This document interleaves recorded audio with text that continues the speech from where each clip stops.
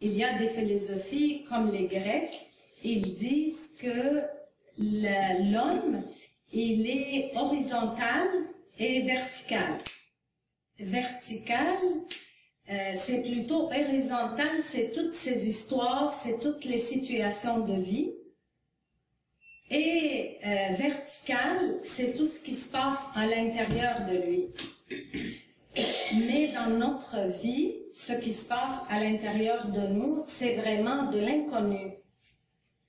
C'est touchant de voir que parfois, quand je rencontre des gens en individuel, en consultation individuelle, puis ils vivent une situation qui leur fait vivre beaucoup de choses, et quand je demande à la personne, mais qu'est-ce que tu vis? Ils n'arrivent même pas à nommer, ils vont juste me dire qu'ils sont pas bien. Et quand je dis, d'accord, tu y es pas bien, mais c'est quoi l'émotion? Est-ce que tu peux être à l'écoute de de c'est quoi qui est présent? Ils vont partir à me parler plutôt de la situation. L'autre m'a dit une telle affaire, puis que ça n'a pas d'allure, puis s'il a fait ça, ça n'aura pas passé, puis là, je les ramène à eux. Je dis, oui, c'est vrai ce que tu dis, mais ça te fait quoi, toi? Puis la personne va répondre, je suis pas bien. Puis là, je dis, mais qu'est-ce que tu penses que tu vis? Est-ce que c'est de la tristesse? Est-ce que c'est de la colère? La colère? Mais c'est pas de ma faute. C'est l'autre qui a dit une telle affaire, puis s'il a pas dit une telle affaire, ça aura pas fait ci.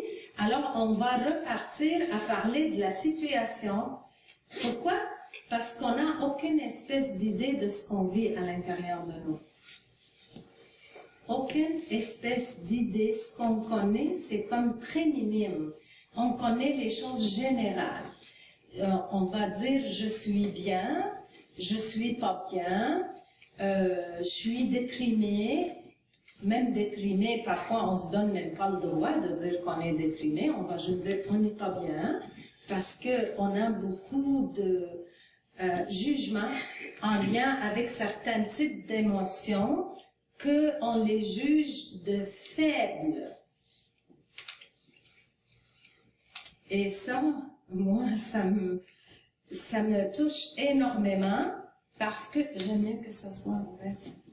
Parce que être faible, c'est de ne pas contacter ses émotions. C'est de fuir ses émotions. C'est d'être ignorant par rapport à ses émotions. Ce n'est pas de vivre l'émotion qui est de la faiblesse. C'est plutôt de ne pas la vivre parce qu'on a peur de l'émotion. Ça, c'est de la faiblesse. En fait, quand on a peur de nos émotions, ça veut dire que on a peur de vivre. Et quand on a peur de nos émotions, ça veut dire qu'on est plus dans des états de mort que des états de vie. Parce que l'émotion est l'étincelle de vie. C'est elle qui nous propulse dans la vie. C'est elle qui nous indique, d'ailleurs, le chemin pour qu'on puisse s'occuper de nous. Et ce qui est triste, c'est qu'il nous a été enseigné que de vivre des émotions, c'est mal dans un sens, certains types d'émotions. Alors là, les personnes, ce qu'ils vont me dire parfois, moi je veux vivre la joie, je veux vivre juste la béatitude et la joie. Et quand je leur réponds, mais si tu vis pas de la tristesse, tu ne peux pas vivre de la joie, ils comprennent pas. Je veux me débarrasser de la tristesse. Mais tu es un être humain.